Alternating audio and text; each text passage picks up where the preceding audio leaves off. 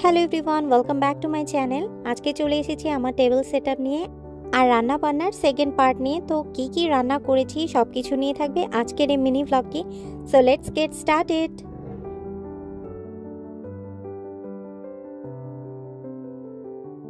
গত ভিডিওতে তো আপনাদের সাথে শেয়ার করেছি যে স্ন্যাক্সের জন্য আমি কি কি মেক করেছি। আর এখন হচ্ছে গিয়ে মেন কোর্সে আমি হচ্ছে গিয়ে ডিম ভুনা করব। একটু অন্যভাবে আজকে ডিম ভুনা করব। তো ডিমগুলোকে ভালো করে একটু সেদ্ধ করে নিয়েছি। আর এখন হচ্ছে গিয়ে সামান্য লবণ আর মরিচের গুঁড়া দিয়ে একটু মিক্স করে নিচ্ছি। ডিমগুলোতে যেহেতু এখন তেলে ভাজবো, তো হালকা করে একটু কেটে নিয়েছি যাতে তেলে ভাজার সময় তেলটা যাতে ছিটে না আসে। তো ডিমগুলোকে একটু ভালো করে ভেজে নিব। যেই তেলে আমি ভেজেছি ওই তেলেই হচ্ছে গিয়ে পেঁয়াজ কুচি দিয়ে দিয়েছি, তেজপাতা আর দারচিনি। রেগুলার যে মশলাগুলো রয়েছে যেমন হচ্ছে কি ধনিয়া গুঁড়া, জিরার গুঁড়া, মরিচের গুঁড়া, লবণ সব কিছু দিয়ে এখন হচ্ছে পানি দিয়ে আমি ভালো করে এটাকে হচ্ছে নেড়েচেড়ে নিচ্ছি। এখানে আমি অ্যাড করেছি হেভি হুইপ ক্রিম। এটা দেওয়ার কারণে কিন্তু আমার গ্রেভিটার টেস্ট অন্যরকম এসেছে, খুবই মজা হয়েছে। আর এই গ্রেভিটা কিন্তু অনেক বেশি ঘনও হয়েছে। তো আমার ডিমের কোরমা তো রান্না হয়ে গিয়েছে। এখন আমি চিকেন রোস্ট করব। তো চিকেনগুলোকে আমি হচ্ছে আদা রসুন দিয়ে, লবণ দিয়ে, মরিচ দিয়ে মেখে এখন হচ্ছে এগুলোকে একটু ভেজে নিব। যেহেতু এগুলো ব্রয়লার মুরগির মতো মানে ব্রাউন চিকেন, তো একটু ভেজে নিলে কি হয় ভিতরে মশলাগুলো ভালো করে ঢুকে। তো এখানে আমার হচ্ছে গিয়ে মুরগিটা ভাজা হতে থাকুক। আর আমি এখানে ফিরনিও রান্না করেছি। আমার এই ফিরনি কিন্তু একদম লাস্ট মোমেন্টে হচ্ছে রান্না করা হয়েছে, কারণ আমার আম্মু বলতেছিল যে একটু ফিরনিও করতে। যেহেতু আমার বাসায় অনেক লিকুইড দুধ ছিল, তো ভাবলাম একটু ফিরনি করি ঘন দুধ দিয়ে। ফিরনি কিন্তু খেতে বেশ ভালো লাগবে। তো আমার কাছে এরকম ছোট ছোট জার ছিল, কন্টেনারগুলো খুবই কিউট। তো এগুলিতেই হচ্ছে কি আমি আজকে এই ফিরনিগুলো সার্ভ করব। আর ফিরনিগুলো একদমই গরম ছিল। গরম অবস্থায় যদি সার্ভ করি আর উপরে হচ্ছে বাদাম দিয়ে দিই তাহলে কিন্তু এটা ভালো করে সেট হয়ে যায়। আর যদি এটা ঠান্ডা করার পর আমি সেট করি তাহলে কিন্তু সুন্দরভাবে সেট হবে না। তাই হচ্ছে ফিরনিগুলোকে গরম অবস্থায় সেট করতে হবে। ফিরনিগুলো তৈরি করার পর দেখতে কিন্তু বেশ সুন্দরই লাগছে। আমার মুরগি রোস্টটা কিন্তু একদমই তৈরি হয়ে গিয়েছে। আর আমি এখানে তেমন একটা ঝোল দেইনি। মুরগি রোস্টে যদি অতিরিক্ত ঝোল দেওয়া হয় তাহলে কিন্তু ওইটা টেস্টটা ভালো আসে না। আর এটার কালার দেখেই বুঝতে পারছেন যে কতটা ইয়ামি হয়েছে। আমার কাছে তো ভীষণই ভালো লেগেছে। আর এখানে আমি বলতে গেলে 14 পিসের মতো মুরগি দিয়ে আজকে রোস্টটা করেছি। মুরগি রোস্টের রেসিপিটা আমি আজকে আর শেয়ার করলাম না, কারণ আমি সবসময় এটা রেসিপি শেয়ার করি। যেই দিন আমি সকাল থেকে রান্নাবান্নাগুলো করছিলাম, আসলে সেই দিন আমার খিদাই ছিল না। জানি না মেহমান আসলে রান্নাবান্না করলে নিজের খেতে মন চায় না। রোস্টটা তৈরি হওয়ার পর উপরে হচ্ছে কি আমি ফ্রাইড অনিয়ন দিয়ে দিচ্ছি। আমি যেহেতু বেরেস্তা তৈরি করতে পারি না, আমি এই ফ্রাইড অনিয়নটা কস্কো থেকে কিনে এনেছিলাম। অনেকেই আমার কাছে জানতে চেয়েছিল এই ফ্রাইড অনিয়নের প্যাকেটটা কেমন, তো আমি আজকে দেখিয়ে দিলাম।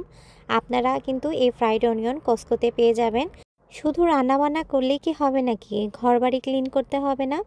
তো আমি এখন হচ্ছে আমার লিভিং রুম, আমার বেডরুম সব কিছু ভালো করে ক্লিন করে নিয়েছি, যাতে কোনো দিক থেকে কোনো ময়লা না থাকে। আর আমি ভ্যাকুমও করে নিয়েছি। আর আমার ড্রয়িং রুমের এই আয়তেল কুরসিটা আমার কাছে অনেক বেশি ভালো লাগে। সব সময় যখন দেখি তখন একদম মনটা ভরে যায়।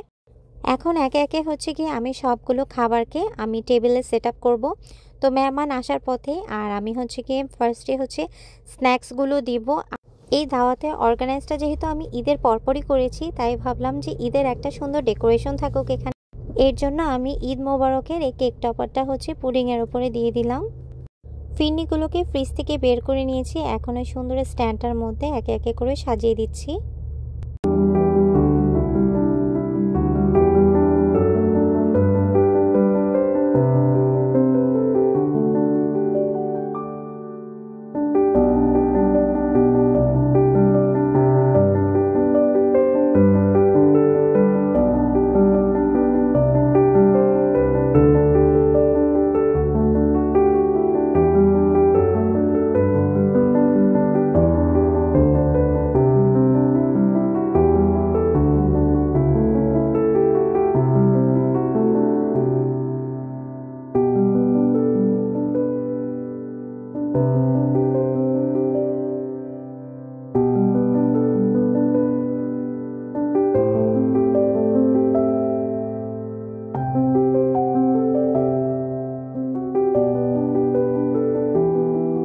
একে একে সবগুলো আইটেমকে আমি এখন টেবিলে সেট করে দিয়েছি। আর দেখতে কেমন হয়েছে আমাকে কিন্তু অবশ্যই আপনারা জানাবেন। যদি বলেন এত কিছু আমি কোথা থেকে শিখেছি, কিছু কিছু হচ্ছে কি আমি আমার আম্মুর থেকে শিখেছি, আর কিছু বলতে বাংলাদেশে থেকে আসার পর এখানে যেহেতু একা একা সংসার করছি, সব কিছু একা একাই শিখছি। ইউটিউব দেখেও কিছু শিখেছি, আবার আমার আম্মু কিছু শিখিয়ে দিয়েছে। আর সব কিছু বলতে গেলে আমার আম্মু আমাকে অনেক বেশি ইন্সপায়ার করে, সব কিছুই বলে যে পারবো না এই কথাটা বলতে না, মেয়েরা পারে না এমন কোনো কথাই নেই, মেয়েরা চাইলে সব কিছুই পারে। আর এটা হচ্ছে আমার মেইন কোর্স। আমি এখানে চিকেন রোস্ট করেছি, ডিম ভুনা করেছি, সাদা পোলাও করেছি, আর করেছি হচ্ছে চিংড়ি মাছের মজাদার একটি কাটলেট। চিংড়ি মাছের কাটলেটটি আমি অনেক আগে আপনাদের সাথে শেয়ার করেছি। আর এই হচ্ছে আমার মেহমানগুলো, আপনাদের সাথে শেয়ার করলাম যে সুমি আপুরা এসেছিল, আপুর শাশুড়িও এসেছিল আমাদের বাসায়। তো আপুর শাশুড়ি যেহেতু প্রথমবার এসেছিল, তার জন্য হচ্ছে এই স্পেশাল এই আয়োজনটা করা। সবাই এখন খেতে বসে গিয়েছে, আর আমি ছোট ছোট করে একটু ভিডিও নিচ্ছিলাম যাতে আমার এটা মেমোরি হিসেবে থাকে। আর সবার কাছে তো আমার খাবার খুবই ভালো লেগেছে। আপনাদের কাছে আমার এই খাবার দাবারের প্রিপারেশন সব কিছু কেমন লেগেছে আমাকে কিন্তু জানাতে ভুলবেন না। আপনারা যদি আমার এসব ভিডিও দেখতে পছন্দ করেন, কমেন্ট করে আমাকে জানাতে পারেন, তাহলেই কিন্তু আমি আপনাদের সাথে মেহমানদারির এরকম ভিডিও আপনাদের সাথে শেয়ার করব। তো আজকের মতো ভিডিওটা এখানেই শেষ করছি। সবার কাছে কেমন লেগেছে আমাকে জানাতে ভুলবেন না। আজকের মতো এখানেই বিদায় নিচ্ছি। আল্লাহ হাফেজ।